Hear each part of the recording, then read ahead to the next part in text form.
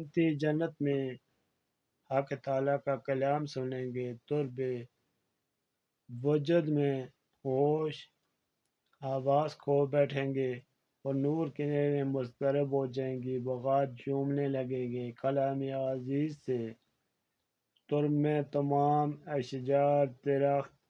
نار وجد کرنے لگیں گے، جنت وجد میں آ جائے گی اور خوشی سے اس کے ماکین جھومنے لگیں گے، اور عرش، کرسی، فرشتے عبش میں آ جائیں گے، اور جنت اور اس میں ہر چیز محبت اور اشتیاق میں فریفتہ ہو جائیں گی۔ اس کے بعد حق تعالیٰ اپنے عجائبات عظمت کو ہٹائے گا، انہیں دعا فرمائے گا میں کون ہوں، تو سب جنتی آوازوں میں آ جائیں گے اور سب بیک زباں عرض کریں گے اے اللہ آپ ہمارے مالک ہیں۔ اس کے بعد اللہ رب العزت ارشاد فرمائے گا میرے بندو میں سلام ہوں، تم مسلمان ہو، میں مومن ہوں اور تم مومن ہو، میں حبیب ہوں تم محبوب ہو، یہ میرا کلام ہے تو اسے تم نے سنا، یہ میرا نور ہے تو اسے دیکھو، یہ میرا وجہ کریم ہے تو اس کا دیدار کرو۔ اس وقت تمام جنتی اللہ عز و جل وجہ کی کریم کی طرف بغیر ایجاب واسطہ کے نظر کریں گے، اور جب ان کے چہروں پر حق تعالیٰ کے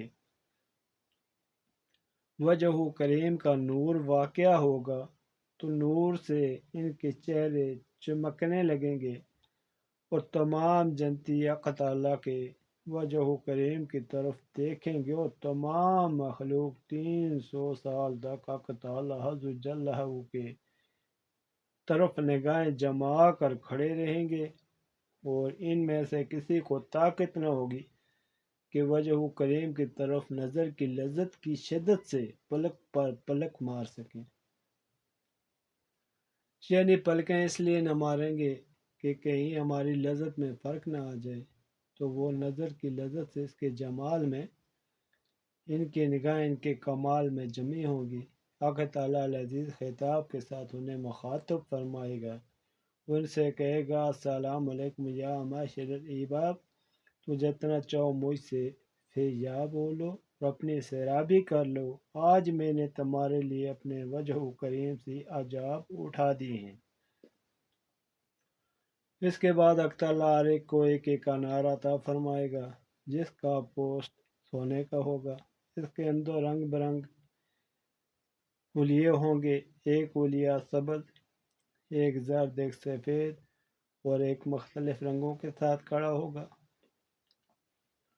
اس کے بعد حق تعالیٰ حجاب میں ہو جائے گا، ان سے فرمائے گا میرے بندو اپنی اپنی منزلوں میں چلے جاؤ، میں تم سے راضی اور خوش ہوں، اور میں نے تمہارے حسن کو 70 گنا بڑھا دیا ہے، اور تمام مرد عورتیں ایک ہی ایوان میں ہوں گے، اور ان کے درمیان نور کا ایجاب ہوگا، اور تمام مردوں کو جو اعزاز و کرام عطا ہوا اتنا ہی عورتوں کے لیے پورا اعزاز و کرام ہوگا۔ اور جب حق تعالیٰ